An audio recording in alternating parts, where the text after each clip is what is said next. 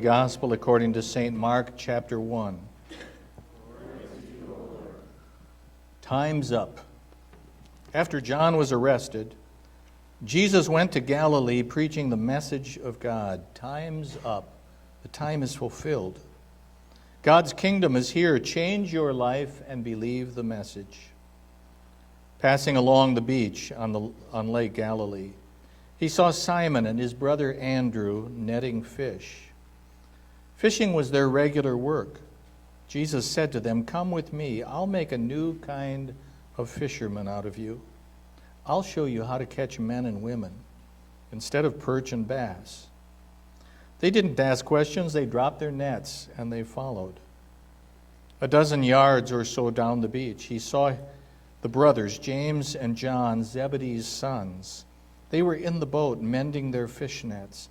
And right off, he made the same offer. Immediately, they left their father Zebedee and the boat and the hired hands and followed.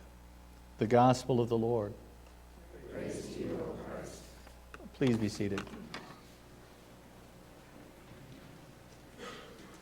Two stories out of the Bible, both of them connect up with life change, connect up with time.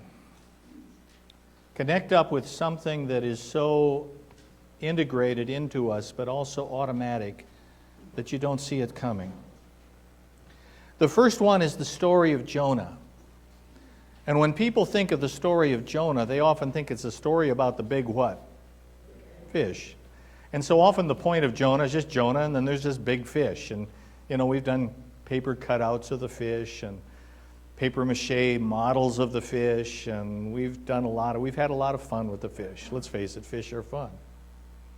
Even those fish are fun. That's Reggie and Dennis last Monday out there fishing, trying to pull in a few. How was the count, by the way?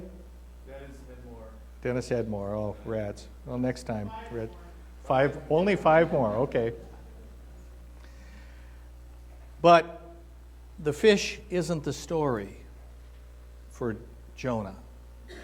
The story is really about the fact that he was asked to do something he didn't want to do. And the whole story of Jonah is the story of doing something faithful you don't want to do. And Jonah is the only prophet who, when he's called twice. It takes 2 times to get it to stick. The others are called in one sweep. And it just says, and God spoke to Jonah a second time. It's like, I don't want to have to tell you again, but here it is. And the reason he didn't want to do it was just fairly natural in human experience. He didn't like the Ninevans. He hated Nineveh, and he hated the people in it. Nineveh's in the middle of present-day Iraq. And that wasn't Jonah's home country. They were different kind of people. They had different values. They looked different. They dressed different. They had different customs. Their religion was different. And so Jonah would just assume that they drop off the edge of the earth.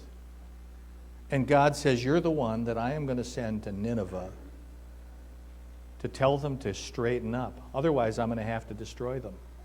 This drove Jonah nuts because he would just assume God destroyed them. So what's he going to do? Have you ever been asked to do something you really didn't want to do? And then the whole story is about his stubbornness. And the fish is just about God's relentless call of Jonah. You're going to do what I asked you to do no matter what. He sends a fish to rescue him out of the sea instead of him drowning. He didn't care for Nineveh. He didn't believe they were people, that they were of value, that they had souls, that they had life. There's all sorts of ways that we create Ninevehs in our world. We create people that we don't connect with. We create people that are a little less than ourselves, are a little less than others, less than the people we know. There are ways that we look at the globe and the planet and we read the news and go, well, at least I'm not like them. I'm not over there. I'm not in Asia. I'm not in Africa. I'm not in Ukraine or Russia. I'm not. And we are just a little relieved that we're us and they're them and never the twain shall meet. Can't we just live that way? Wouldn't it be easier? Wouldn't it be nicer? And then I come to realize there's a part of me that embodies that Nineveh attitude. And it looks this way, and I came by it innocently. I didn't come by it wickedly. I've got loving parents. They both look kind of like me. Anglo, middle class, dress about that way. And I look at them, and I'm comfortable with them. They're comfortable with me. I'm comfortable with my brothers and sisters. And so when I walk into rooms in life as a child and as an adult, I've grown up knowing people like me are safe. They're comfortable to be around. They think like me. And almost without thinking about it, unless you interrupt that way of thinking, we start going about in life just seeking people that are like us. You walk into a room, you step into an elevator, you walk into a public place, a waiting area, you're waiting in line at a store, and you tend to go to the checker who looks kind of like you, and we tend to talk to the person who looks kind of like us, and the one who dresses like us, and the one who we connect with, and you realize we have a natural affinity to ourselves and our own. It's not bad. We just learned it. We've been programmed that way. And I started thinking, as the year turned, I'm not really embodying the theology of God's children across this globe in a way that, to me, feels integrated into my soul and my being. And I started to wonder, what would it look like every time I'm on an elevator or in a line or in a place and people, that if I just gravitate and go seek out, not, big deliberate sort of thing, but just amble around closer to the people that I think I have less in common. The very people I have less in common. They dress differently. They may come from a different country. They may be a different race, a different nationality. They may be out of a different place in life. They might be covered with tattoos and have rings all over. They might be just really different than what I would choose to be or what I had any choice in. It's not like I chose everything I am. It kind of just chose me. And I thought, I wonder what would happen in my life if I started doing that.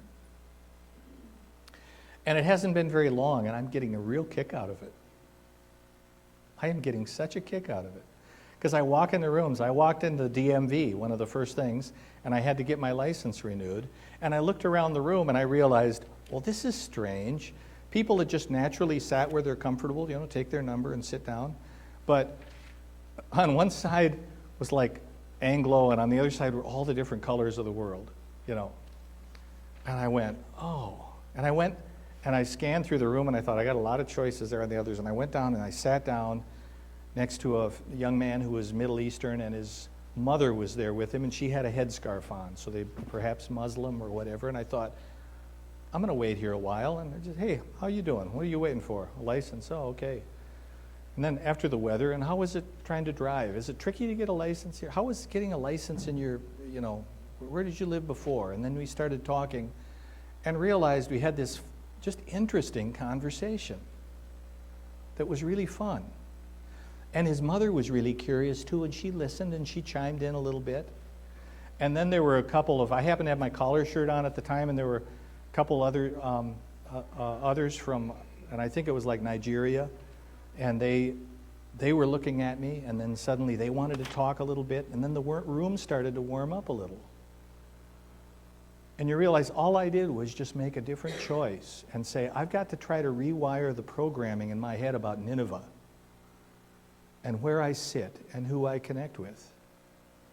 And I've tried to do that. So when I'm going through a line at the store, I kind of look around and look for what's the most interesting checker to go talk to, or what's the most interesting whatever, or who you're going to just, how's it going, or what, and you realize you just start to get eyes for not just the differences, but the presumed differences. Appreciating the differences we have, but also seeing the sameness that we have in this world. And it starts to give me different eyes to see people. It also makes you realize it isn't a dangerous thing to do. These are public places. This is just the way we build a different world that's safer when you build a world where people understand each other and connect and talk.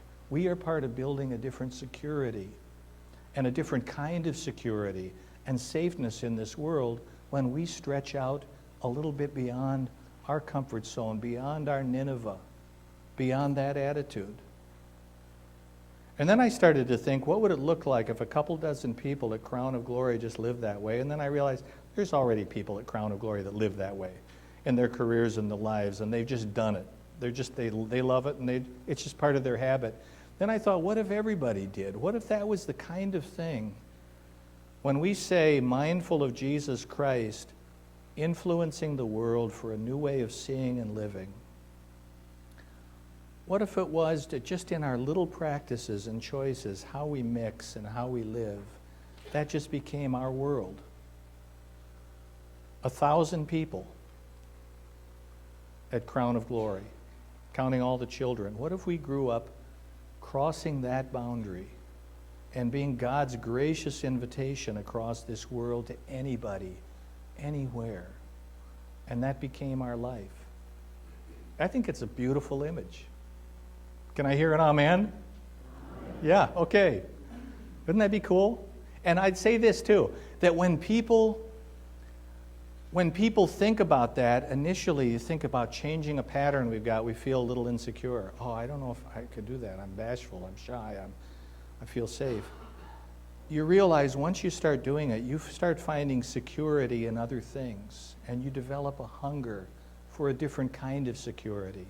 Not a security where we've heightened our fears and stratified life and sorted it out based on our fears, but a security of seeing the child of God in the people around us and being willing to see that and invite people into our care and into our sphere.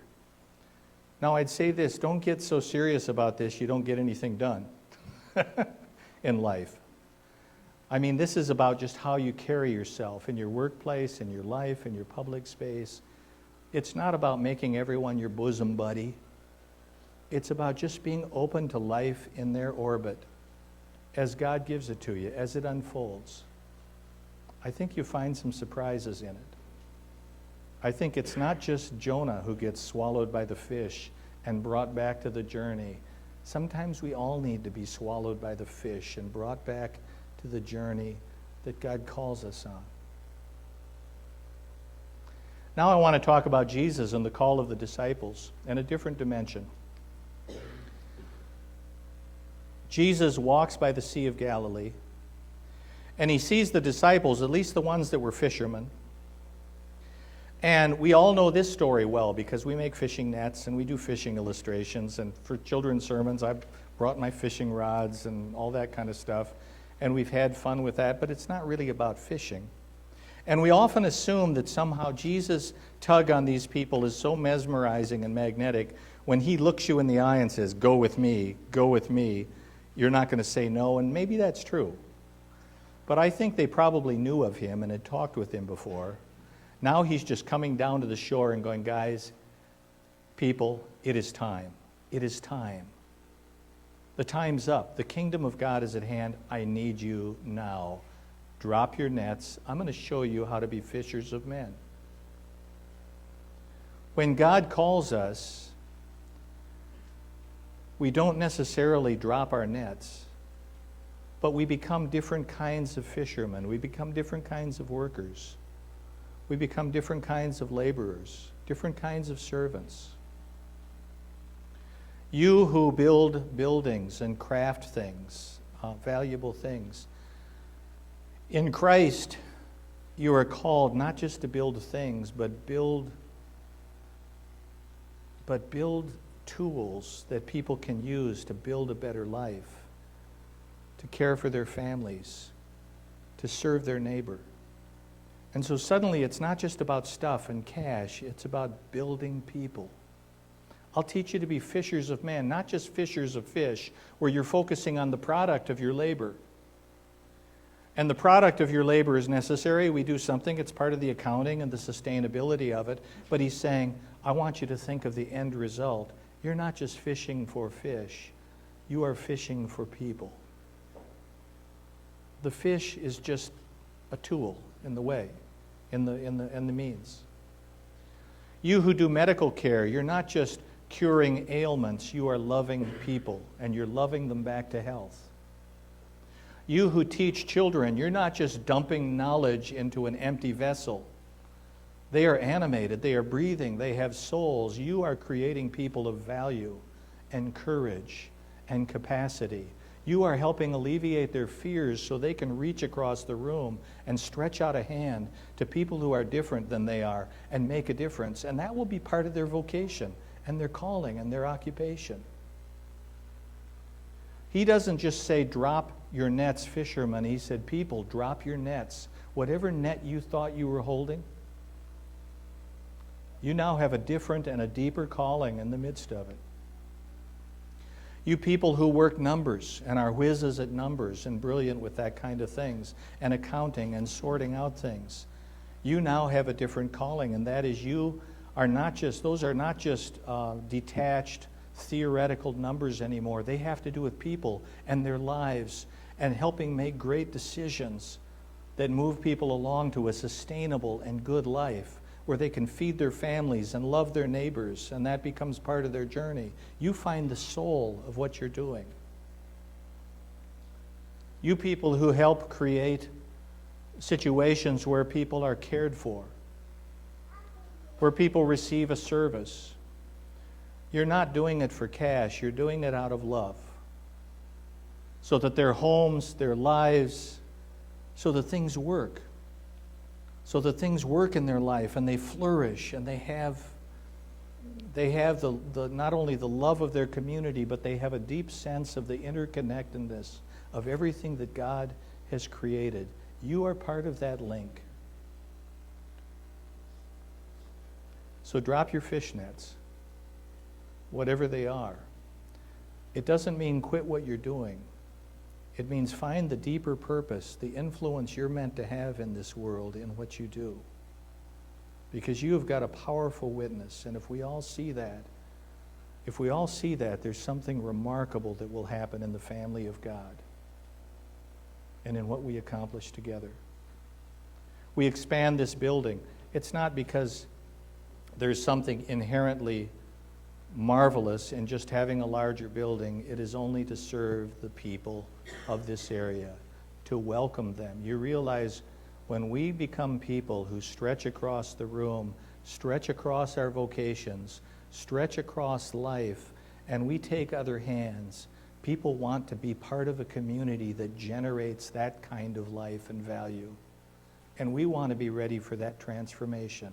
We're part of a transformation of this world and of this community. You've all been stepped up to it. And Jesus walks up to us and says, the time is up. It's already at hand. If you thought it had to wait for your development schedule, if you thought it had to wait for you to get more training or more eloquent or more faith, if you thought that it somehow had to wait until you were stronger, better, and wiser, the time is right now. It's upon you. And you are invited into it. The bus is leaving the building. The train is heading out. And you have been invited in. You are part of that new capacity and part of that new life. Lord God, we are so busy and often stubborn in our fears of Nineveh and of places that seem beyond us, and yet you have crafted us to connect with life, to connect with people, to connect with your word and your message, and to live it boldly into this community and beyond. Give us the courage of our convictions. Help us to be a church that is generative and thriving in grace towards people of all walks and of all places, that we truly become a place inviting for all people, all of your children. Help us each to find that character, set aside the fear that binds us, set aside the anxiety, set aside the control, and know that you are in charge of this life as it unfolds. Hold us in the palm of your hand. Give us the life that lay before us.